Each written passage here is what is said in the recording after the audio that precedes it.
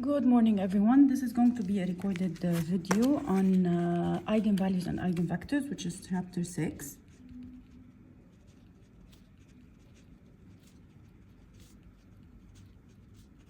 Vectors.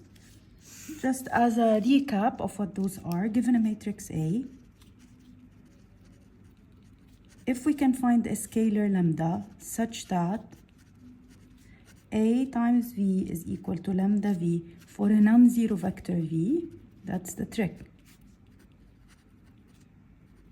Then lambda is called an eigenvalue, and the corresponding V which satisfies this equality is going to be called an eigenvector. The story started first with the existence of this scalar. Is there such a scalar? And if there is such a scalar, how to find it? And if we find the scalar, how to find the corresponding eigenvector V? So in order to find that, so mathematicians started with the condition. They wanted to find a lambda such that A times V is a scalar of V itself, which is usually not the case when you multiply a matrix A by a vector V. The answer would be an answer that is mostly not related to V. So this is us having a matrix multiplied by V, and the answer is just a scalar of V itself. So mathematicians started with the condition, and they said, you know what, we are going to find V and lambda such that AV is equal to lambda V. Note that V has to be a non-zero vector, because if V is a zero vector, A times 0 is always going to be equal to 0. So that's always going to be the case. So we are trying to find any lambda that works, but for a non-zero vector V. In order to be able to do that, they translated this condition into a matrix equation. So in order to do that, this has to become a matrix times V equal to a matrix times V, or if we put them all on one side, it has to be AV minus lambda V is equal to 0. But in order to be able to handle this equation and factor things out, those have to be of same property. This is a matrix, this is a vector, this is a scalar, this is a vector. In order to change it into a matrix equation, we can write lambda as lambda I, where I is the identity vector. And then this A and lambda I will be matrices, so we can take V as a common factor and use the distributive property backwards in order to factor it as such. Now we need to find a non-zero vector V such that A minus lambda I times V equal to 0 works. Finding a non-zero vector V means we are finding a non-trivial solution for the matrix equation A minus lambda I times V equals 0.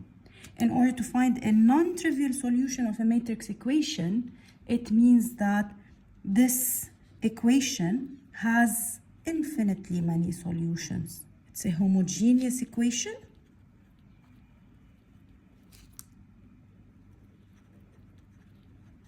And if it has a non-trivial solution, it means it has infinitely many solutions. Or in other words, it is not the case where we have a unique solution. And this can only work if the determinant of the matrix, or if we want to refer to it as such, is equal to 0. If it was not equal to 0, then this matrix will have an inverse, and the only V that will satisfy this equation would be V equals to 0, which is the case that we do not want.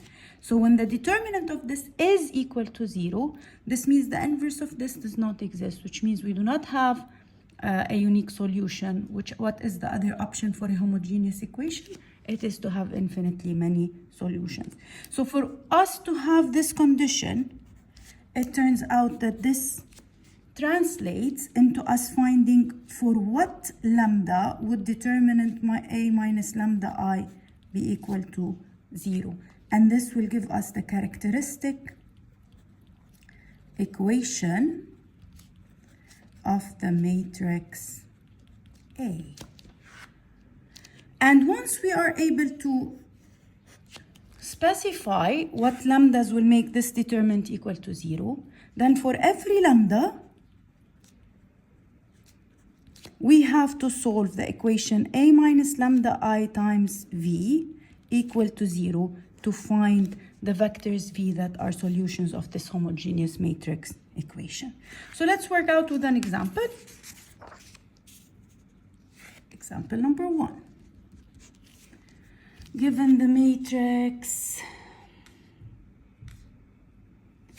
A equals 5, 7, minus 2, minus 4. We need to find the matrix A minus lambda I, which is A minus lambda identity for 2 by 2, which is obviously 5 minus 2. I'm taking it slow over here just because it's the first problem, which means 5 minus lambda, 7 minus 0, minus 2 minus 0, and minus 4 minus lambda. Which, to cut a long story short, means that we subtract from the diagonal of A, we subtract lambda. I forgot to say, of course, that goes without mentioning, that we only work this out for square matrices. So when we're talking about A has to be a square matrix, 2 by 2, 3 by 3, and so on, so like. So this is A minus lambda I. I want the determinant of that. So I find it, which is, of course, AD minus BC minus. I simplify that equation.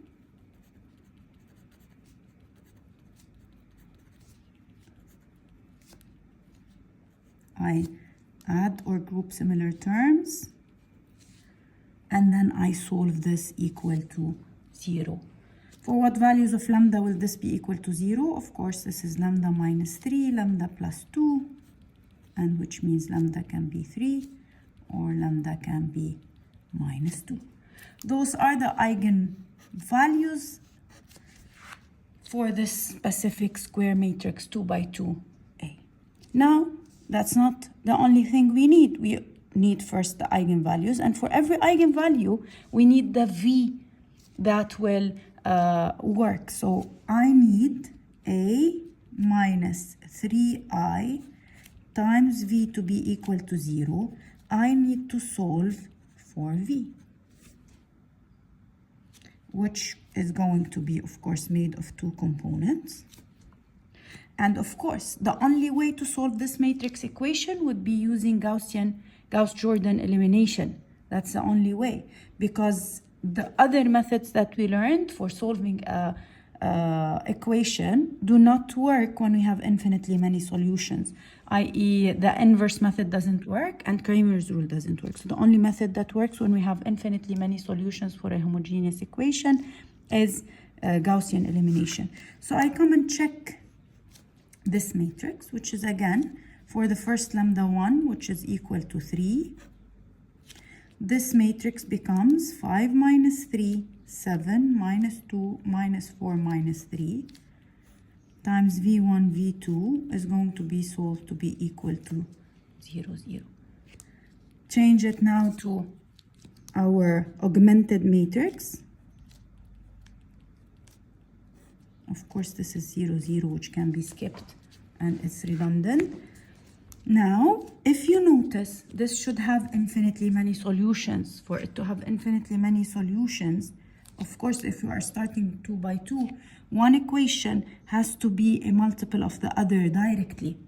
So this is like a hint that what you have done so far is correct, because, of course, one of the rows has to be redundant, so that the whole thing will have infinitely many solutions. So we get 3 variables, because if those are not multiples of each other, this will change into 1, this will change into 1, it will change into the identity, and it will give us a unique solution, which is the trivial one. And that's not the case. We have driven the case to know that we have infinitely many solutions. So that's why, as you notice, this is nothing but a multiple of that, which means that this is nothing but a redundant row.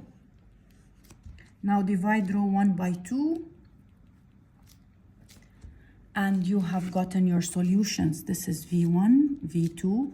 V2 can be any scalar V1 will be equal to minus 7 over 2s. So this means the eigenvector that works, or the what we call the eigenspace E for lambda 1 equal 3, will be the span of what? What are the vectors V1, V2 looking like? They are V1, V2 equals minus 7 over 2s and s. So when I pull out the s outside, it becomes the span of the vector minus 7 over 2, 1. This means you can choose now any eigenvector representative of this eigenspace. The straightforward representative will be the eigenvector V equals minus 7 over 2, 1. Or if you do not like fractions, you can take any multiple of that. It will work. Like, for example, minus 7 and 2. And it will totally work out. So this is the eigenvalue, and this is the eigenvector representative of the eigenspace that we have for that particular eigenvalue. Let's continue now with eigenvector, the eigenvalue, the second one. Again, we go to A. I'll copy A so that you keep a memory of it. So now what are we trying to solve? We are trying to solve the matrix equation, 5 minus lambda, so 5 plus 2, 7 minus 0, minus 2, minus 4 minus 2, times V is equal to 0. So we write the augmented matrix.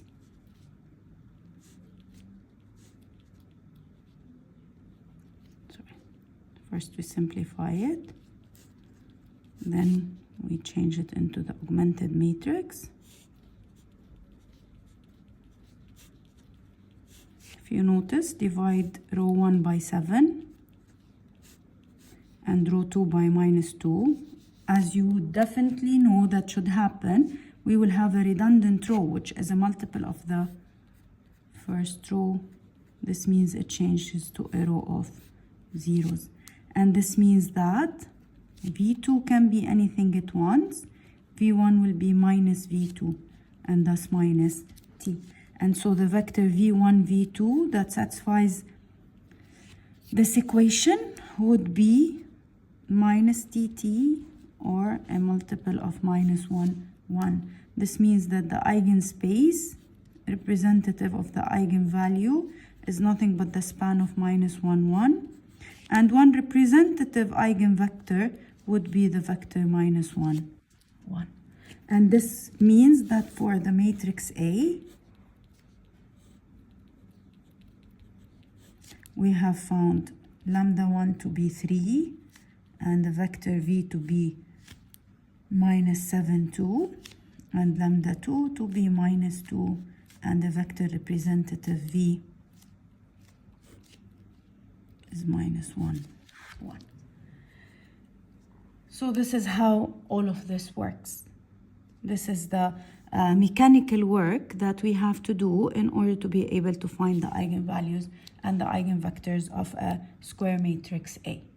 Now, given that, please note always vectors, eigenvectors cannot be zero vectors. They have to be non-zero vectors. Lambdas can be any scalar you might think of, including 0, but those vectors have to be non-zero. That's one. Second, I need to convince you of why all of this work is really important. So what is one use of eigenvalues, eigenvectors?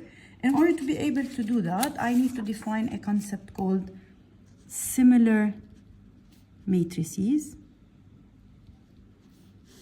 We say two matrices A and B are similar if we can find a matrix P, invertible matrix P, such that A can be written as P times B times P inverse.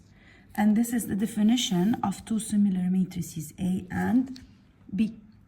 When two matrices are similar, they share a lot of similarities, just as the word says.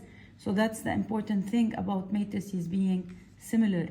So in order to just tell you a little bit of the similar properties that they might share, just give me a second. Of course, they share first the determinant, because the determinant of A would be the same as the determinant of the product of P inverse.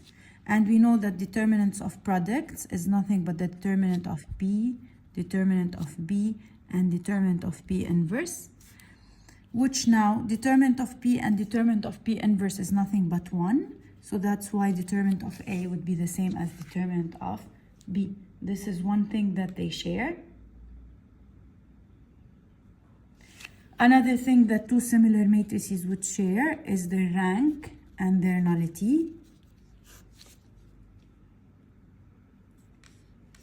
And moreover, I will just give you some properties other than that.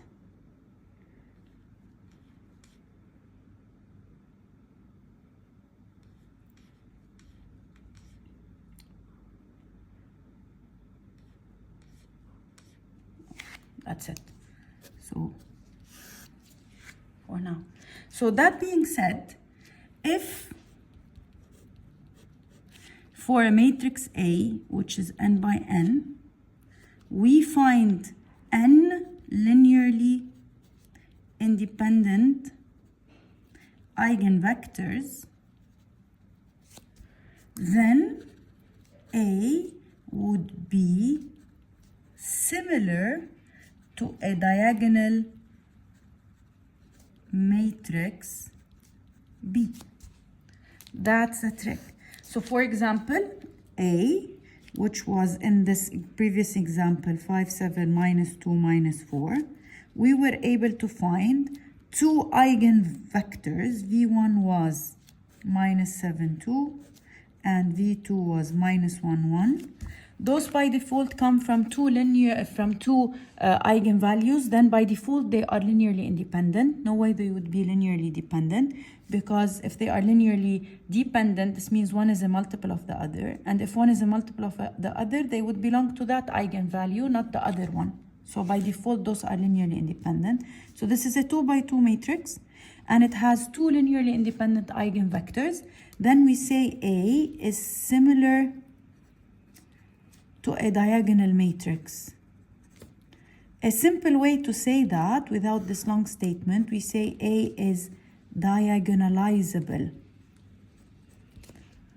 What does it mean? It means we can find B, which is a diagonal matrix, such that A is nothing but, and we can find P, which is an invertible matrix, such that A is equal to P, B, P inverse. What are those B and P matrices? For A, which is again 5, 7, minus 2, minus 4, vectors V1 equal minus 7, 2 for lambda 1 equals 3, and V2 equal minus 1, 1 for lambda 2 equals minus 2. The diagonal matrix B that we will be looking for, or we will call it D for diagonal, for us to remember, D for diagonal, it will be nothing but the eigenvalues in whichever order that you want. So 3 and minus 2, and the rest of course are all zeros, because it's a diagonal matrix. So the diagonal entries would be the eigenvalues. Now what will the matrix P be, the invertible matrix? It will be the matrix made of the eigenvectors corresponding to that particular eigenvalue. So what is the eigenvector corresponding to eigenvalue 3? It's minus 7, 2. And what's the eigenvector corresponding to eigenvalue lambda 2 equal minus 2? It's minus 1, 1. This means A, and I will leave you to check my word on that, will be equal to P times D, which is diagonal, times P inverse as such. If you get P inverse, and you multiply P by D by P inverse, you will get A. This means A and D are similar matrices. So they have the same determinant. So quickly, with a glimpse, what's the determinant of A? -6. Just the same as the determinant of D, which can be calculated directly by multiplying the entries on the diagonal. Again, you tell me, Tab, how important is diagonalization? See, one of the important applications of diagonalizing a matrix is powers or multiplication. See, if I want to find A to the power 10, I will have to multiply A by itself 10 times. And this could be very tedious, especially if our A is a very, very big matrix. Now it's 2 by 2, you feel you can do it. It takes time, but you can do it. What if A was 5 by 5? And you will have to do A times A times A 10 times, and so on, so like. See, diagonalization helps a lot in raising to powers, because if I want A to the power 10, if it's diagonalizable, then A can be written as PDP inverse. Then I write A again. Then A again. 10 times. What do you notice happens? All the intermediate P inverse P get multiplied by each other. And when I multiply P inverse by P, the answer will be I. So what happens is this becomes P, D times D times D times D 10 times P inverse again. You tell me, how does this make things simpler? It makes things simpler because when we have a diagonal matrix and we raise it to the power 10, we only need to raise the diagonal entries to the power 10. So this becomes very, very simple because it becomes P times the simple matrix that does not need multiplication by itself 10 times anymore, times P inverse. And this is one of the major applications of diagonalization, which is powers of matrices.